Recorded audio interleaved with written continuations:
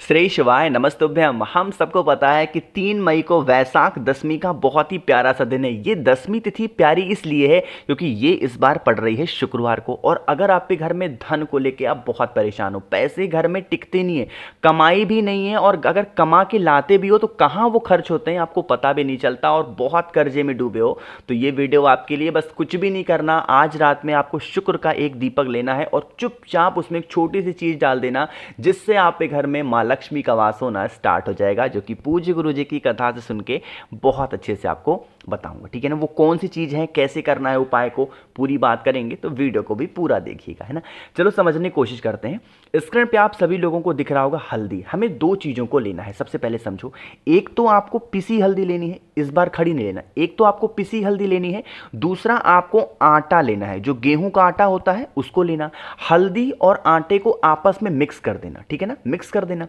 Mix करने के बाद में आपको लेना है एक चौमुखी दिया, चाहे तो आटे का बना लो, और अगर मिट्टी का रखे हो तो मिट्टी का भी ले सकते हो, कोई दिक्कत नहीं है, ठीक है ना।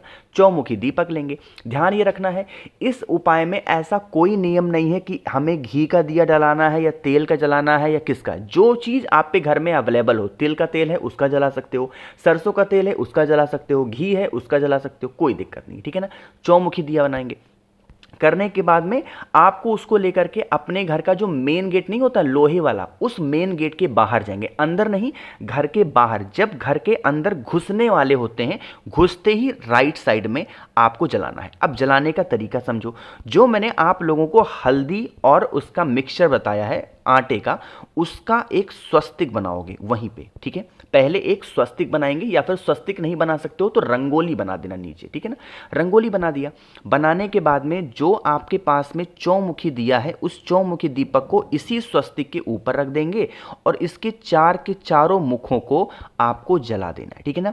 जब आप जलाओगे तो यहां पे भगवान हरि का स्मरण करेंगे। किसका स्मरण करोगे? भगवान हरि का स्मरण करते हुए इन 4 की चारों बत्तियों को जलाएंगे। अब यहां पे जो एक मेन चीज थी डालने वाली, उसकी बात करते हैं। आपको अपने साथ लेना है एक कमल गट्टा। जब भी धन संपदा का कोई उपाय हो, कमल गट्टा जरूर लिया करो। बताया जाए या ना बताया जाए, कमल गट्टा जरूर लिया करो। इसी जलते हुए दीपक में मां लक्ष्मी का ध्यान करते हुए, रिद्धि सिद्धि का ध्यान करते हुए, आप अपने घर की इस कामना से कि हमारे घर में धन संपदा की कमी होती है, कर्जे में हम लोग डूबे जा रहे हैं, हे देवी मां, हे मां लक्ष्मी, आप हमारे घर में निवास करें और हमारे घर से कर्ज की समस्याएं खत्म हो और आप अपना वास हमारे घर में बनाए रखें। इस कामना से कमल गट्टे को इस दीपक में, जलते हुए दीपक में डाल देना।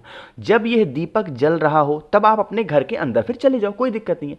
थोड़ी देर के बाद लौट करके आओ, आधे घंटे 1 घंटे के बाद में यह दीपक बुझ जाएगा। इसी बुझे हुए दीपक को उठा लेना। इसके अंदर का जो एक कमल गट्टा होगा, आप अपने घर में जहां पे भी रुपए पैसे रखते हो, इस कमल गट्टे को उस स्थान पे रख देना। मां लक्ष्मी का स्थान आपके घर में बना रहेगा। कभी भी धन को लेके कोई भी कमी आपके घर में नहीं होगी, ठीक है ना। करना जरूर सभी को, भूलना किसी को भी नहीं। तो पहले उपाय की तो हमने बात कर ली है। आगे बढ़ लेते हैं इस वीडियो के हम लोग अपने दूसरे उपाय की तरफ। दूसरा उपाय बहुत स्पेशल है क्योंकि 2 चीज़ों में काम आएगा।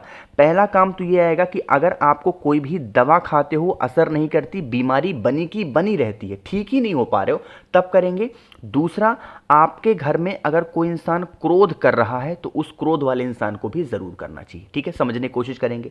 यहां पे फोटो आपको दिख रही हुई, ये है किचन की फोटो। आपको भी आज शाम के टाइम पे या फिर पूरे दिन में कभी भी अपने किचन में जाओ, ठीक है। आपके किचन में आरओ लगा होगा या फिर कहीं पे भी पीने का पानी रखते होगे। उसी पीने के पानी में से पानी निकालोगे एक छोटी सी कटोरी में, गिलास में। जब उसमें पानी निकालेंगे तो किसका स्मरण करेंगे? किसका स्मरण करेंगे? कुंदकेश्वर महादेव का। किसका? कुंदकेश्वर महादेव का स्मरण करते हुए इसमें पानी रोक लेंगे। अब इसी पानी को वहीं किचन में ही खड़े होकर के जो इंसान बीमार है उस इंसान को पिला देना, तुम रुका जी के नाम से। किसके किसके नाम से पिलाओगे? तुम रुका जी। लेकिन ऐसे ही डायरेक्ट नहीं पिला देना। ये जो कटोरी का पानी होगा, इसे 7 बार में सिप सिप करते हुए 7 बार में आपको पिलाना होगा, तुमरुका जी के नाम से। यकीन मानिए उसको अगर कोई भी इंसान शुक्रवार की 10वीं तिथि पे इस उपाय को पूरे नियम के साथ में विधि विधान के साथ कर लेता है तो उसकी बीमारियां धीरे धीरे खत्म हो जाती हैं, ठीक है ना। अब बात ये आती है, भैया एक बात बताओ, इस उपाय को करने से पहले क्या हमें नहाना ज़रूरी है या स्नान करना ज़रूरी है? तो इसका जवाब है नहीं, आपको स्नान वगैरह कुछ भी नहीं करना, कपड़े तक भी आपको चेंज नहीं करना है। जिस हाल में हो, जैसे भी हो, चुपचाप किचन में जाओ, जैसे नॉर्मल जाते हो, पानी का ग्लास लो, पानी रोको कुंदकेश्वर महादेव के नाम से और चुपचाप खड़े होकर 7 बार में तुमरुका जी के नाम से पी लो, बस, और आपको कुछ भी नहीं करना, ठीक है ना। चलो, 2 उपाय की बात कर ली है, आगे बढ़ते हैं इस वीडियो के हम लोग अपने तीसरे उपाय की तरफ, जो कि आपको करना होगा दही से। अब क्या फ़ायदे हैं वो तो मैं आपको तब बताऊंगा ना जब आप करोगे वीडियो को लाइक, और जितने भी मेरे भाई बहन आवाज़ पहली बार सुन रहे हैं तो चैनल को ज़रूर सब्सक्राइब करेंगे, ठीक है ना। चलो समझने की कोशिश करते हैं इस उपाय को हमें कैसे करना है, और इसके सबसे पहले बता देते हैं फ़ायदे क्या हैं। अगर आपकी कोई ऐसी इच्छा है, बहुत दिनों से अधूरी है, पूरी नहीं हो पा रही है, तो आपको इस उपाय को दही के साथ करना है, ठीक है ना। क्या करना है, आपको लेना होगा 1 से 2 चम्मच दही, कोशिश करेंगे ज़्यादा लें, बट अगर आपके पास नहीं है तो 1 से 2 ही चम्मच दही लें। अब महादेव की सबसे प्रिय चीज़ आपको लेनी है इच्छा पूरी करने के लिए, और वो है बेलपत्र, ठीक है ना। ये बेलपत्र देने का भी तरीका बड़ा अलग होता है, आपको ऑड नंबर के फॉर्मेट में बेलपत्र लेना चाहिए, चाहे तो 1 ले लो, 3 ले लो, 5 ले लो, 7 ले लो, 11 ले लो, कभी भी 2 बेलपत्र मत लो, कभी 4 मत लो, कभी 6 मत लो, कभी 8 मत लो, ऐसे नहीं लेना चाहिए, हमेशा ऑड नंबर के फॉर्मेट में बेलपत्र लो, ठीक है। जितने भी ले सकते हो ले लेना। लेने के बाद में एक तांबे का लोटा लेंगे, उसमें जल भरेंगे, ध्यान ये रखेंगे इस जल के अंदर कुछ भी नहीं डालना। फेस रखना होगा उत्तर दिशा यानी कि नॉर्थ डायरेक्शन। तरीका समझिएगा, आपके पास में जितनी भी बेलपत्र है उसे पहले अलग रखेंगे। सबसे पहले दही का लेपन भोले शंकर के शिवलिंग के ऊपर अच्छे तरीके से कर देना, जितने अच्छे तरीके से, जितना ज़्यादा कर सकते हो दही का लेपन करेंगे।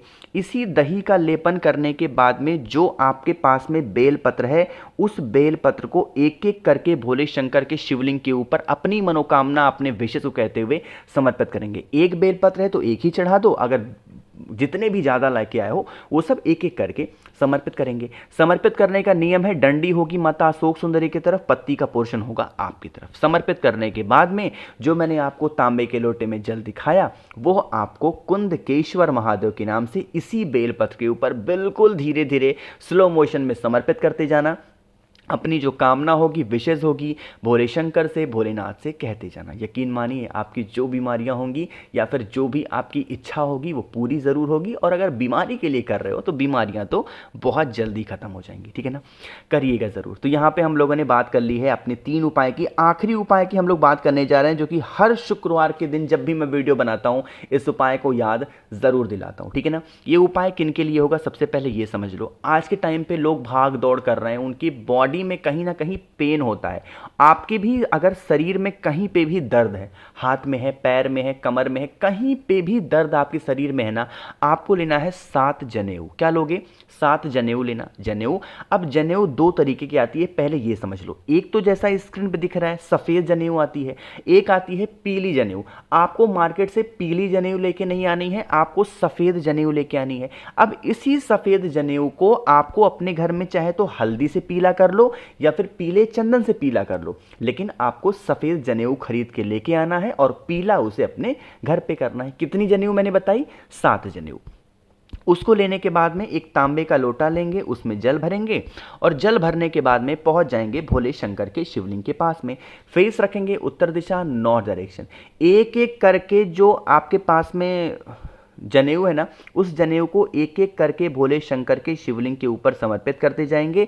ये कामना करते जाएंगे, हमारी बॉडी में यहाँ पे दर्द होता है, यहाँ पे पेन होता है, हे शिव शंभू, हे भोलेनाथ, आप हमारी ये समस्या को सॉल्व करें। इस तरीके से जनेऊ समर्पित करने के बाद में फिर 1 लोटा शुद्ध जल तांबे के लोटे से श्री शिवाय नमस्तुभ्यम का जप करते हुए समर्पित कर देना। यकीन मानिए आपकी बॉडी में जहाँ पे भी पेन होगा, सिर्फ ये 7 जनेऊ अगर आप शुक्रवार के दिन समर्पित कर देते हैं तो आपकी बॉडी से वो दर्द खत्म हो जाएगा, ठीक है ना। चलो, कोशिश की मैंने आप सभी लोगों को इस वैशाख दशमी के शुक्रवार के बहुत ही प्यारे उपाय समझाए हैं। वीडियो पसंद आई हो तो लाइक करिएगा। अगर आप लोगों में से किसी को भी कुछ भी समझ में नहीं आया और पूछना है तो नीचे कमेंट सेक्शन में पूछें। और अगर आपको मुझसे फ़ोन पे बातें करनी है, मैसेज पे बातें करनी है, तो आप हमें इंस्टाग्राम या फेसबुक फॉलो करें। उसके लिए आपको सर्च करना होगा द नेचुरल प्लैनेट 108। वहाँ पर हम लोग बहुत सारी बातें करेंगे। बाकी जितने भी मेरे भाई बहन आवाज़ पहली बार सुन रहे हैं तो चैनल को ज़रूर सब्सक्राइब करिएगा। श्री शिवाय, नमस्तुभ्यम।